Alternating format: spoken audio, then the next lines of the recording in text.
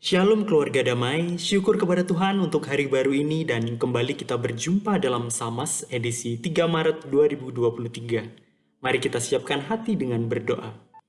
Ya Tuhan, kami bersyukur kalau Tuhan berikan kesempatan bagi kami untuk menjalani hari pemberian Tuhan. Bantu kami untuk bisa terus menjalaninya sesuai dengan kehendak Tuhan. Kiranya tuntun kami ya Tuhan melalui firman yang akan kami renungkan bersama-sama. Di dalam nama Tuhan Yesus kami berdoa. Amin. Keluarga damai, bacaan kita pada hari ini terambil dari Roma pasal yang ketiga, ayatnya yang ke-21 hingga ke-31. Saya akan membacakan ayatnya yang ke-23 sampai dengan yang ke-27 demikian. Karena semua orang telah berbuat dosa dan telah kehilangan kemuliaan Allah, dan oleh kasih karunia telah dibenarkan dengan cuma-cuma karena penebusan dalam Kristus Yesus. Kristus Yesus telah ditentukan Allah menjadi jalan pendamaian karena iman dalam darahnya. Hal ini dibuatnya untuk menunjukkan keadilannya, karena ia telah membiarkan dosa-dosa yang telah terjadi dahulu pada masa kesabarannya. Maksudnya ialah untuk menunjukkan keadilannya pada masa ini, supaya nyata bahwa ia benar dan juga membenarkan orang yang percaya kepada Yesus. Jika demikian, apakah dasarnya untuk bermegah? Tidak ada.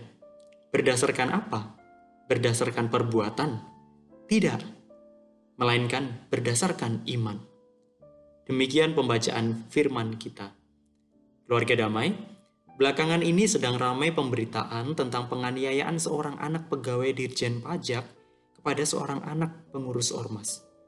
Tetapi tidak hanya peristiwa tentang penganiayaan itu saja yang menjadi sorotan. Netizen Indonesia juga memperhatikan tentang bagaimana gaya hidup anak pegawai pajak tersebut yang suka menunjukkan kemewahan di akun media sosialnya. Orang menyebut itu flexing. Secara garis besar, flexing adalah kebiasaan seseorang untuk memamerkan apa yang dimilikinya di media sosial. Kemudian, tindakan ini dilakukan untuk mendapatkan pengakuan oleh orang lain. Rasul Paulus dalam tulisannya untuk jemaat di Roma menegaskan bahwa pembenaran dan keselamatan hanya diperoleh melalui iman kepada Tuhan Yesus, bukan dari berbagai perbuatan dan ketaatan kepada hukum. Pada ayat ke-27 Rasul Paulus menyebutkan tentang hal memegahkan diri. Memegahkan diri ini bisa berarti bersikap bangga atau cenderung angkuh. Memang kalau dipikir, untuk memegahkan diri ini tidak bisa kalau tanpa modal. Harus ada sesuatu yang bisa ditunjukkan, untuk dipamerkan atau disombongkan kepada orang lain. Dalam hal ini, Rasul Paulus menyinggung mengenai perbuatan sebagai dasar atau sebagai modalnya. Menyinggung mereka yang merasa lebih baik dan lebih sempurna karena melakukan perintah Tuhan. Sebab di situ ada perbedaan antara orang Yahudi dan orang non-Yahudi yang percaya kepada Kristus. Yang satu bisa saja merasa lebih baik karena mungkin bersunat, dan yang lain dianggap tidak lebih baik karena ya mereka tidak bersunat. Oleh karenanya ia dapat lebih berbangga atau memegahkan diri terhadap mereka yang mungkin dianggap lebih rendah karena tidak bersunat atau tidak menjalankan hukum Tuhan.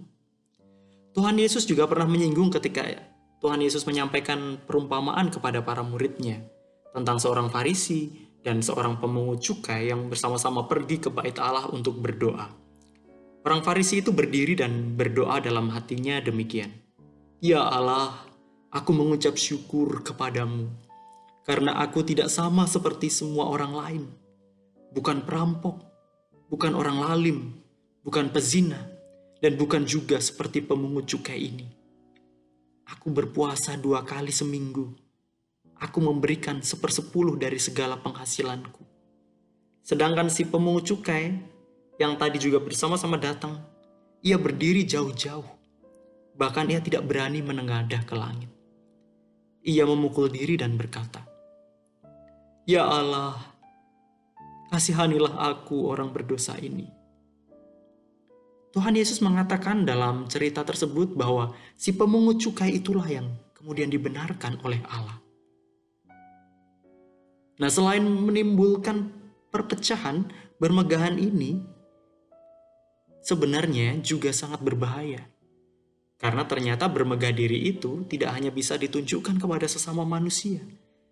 Dari cerita tadi kita melihat bahwa ternyata bermegah diri itu bisa ditunjukkan juga terhadap Allah. Orang Farisi atas segala perbuatannya, ia menilai bahwa dirinya lebih baik daripada orang lain, daripada si pemungut cukai. Sekarang ia merasa bahwa dirinya lah sang hakim. Mungkin ia tidak menyadari itu.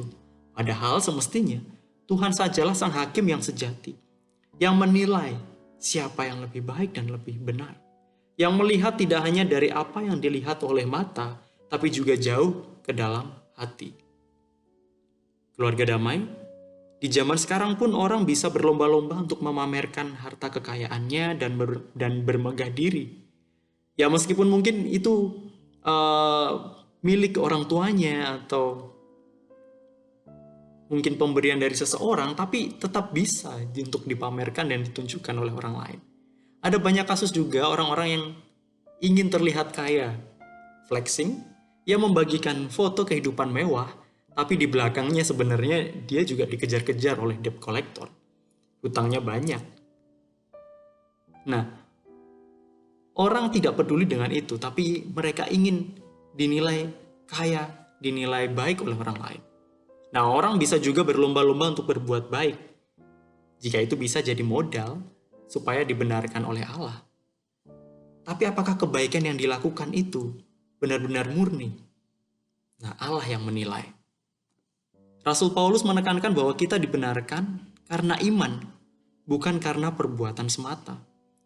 Perbuatan baik mungkin bisa menutupi kesalahan atau dosa. Tapi segala perbuatan baik tidak akan menghapus dosa. Melainkan iman percaya kita kepada pengorbanan Tuhan Yesus dan darahnya yang kudus, itulah yang membasuh dan menyucikan kita dari dosa. Sehingga dalam iman itulah setiap kita yang datang kepada Tuhan dilayakkan dan dibenarkan di hadapan Bapa. Namun keluarga damai, jika kita sudah tahu dan percaya bahwa kita dibenarkan oleh iman, apakah ada jaminan bahwa kita tidak akan bersikap sombong kemudian hari? Nah, untuk itu kita perlu tetap waspada, sehingga jangan sampai kita terjebak dalam berbagai bentuk kesombongan lainnya yang mungkin secara tidak sadar kita tunjukkan. Kiranya iman percaya kita kepada Tuhan Yesus membuat kita juga terus senantiasa memandang kepada Tuhan, bukan berusaha untuk dipandang oleh sesama. Mari kita berdoa. Ya Tuhan, kami bersyukur karena melalui pengorbanan dan darah Tuhan Yesuslah kami dibenarkan. Tidak ada perbuatan yang bisa kami banggakan, yang membuat kami bisa layak dan dibenarkan oleh Tuhan. Tolong kami ya Tuhan untuk terus berpegang pada iman dan memandang pada Tuhan. Biarlah ketika kami melakukan hukum-Mu, itu karena kami cinta akan Tuhan. Dan jika kami melakukan kebaikan, biarlah itu untuk kemuliaan Tuhan, bukan semata untuk ketenaran bagi diri kami. Di dalam nama Tuhan Yesus kami berdoa. Amin. Demikian keluarga damai sama kita pada hari ini. Kiranya Tuhan memberkati setiap aktivitas yang kita kerjakan. Amin.